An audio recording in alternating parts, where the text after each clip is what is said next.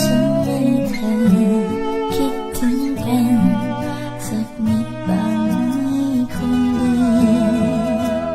ก่อนจากกัน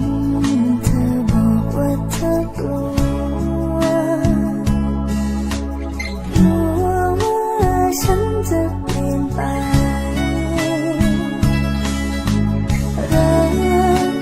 รักกันแค่ไหนจะขอพิสูจน์ขอให้เธอจงเชื่อใจ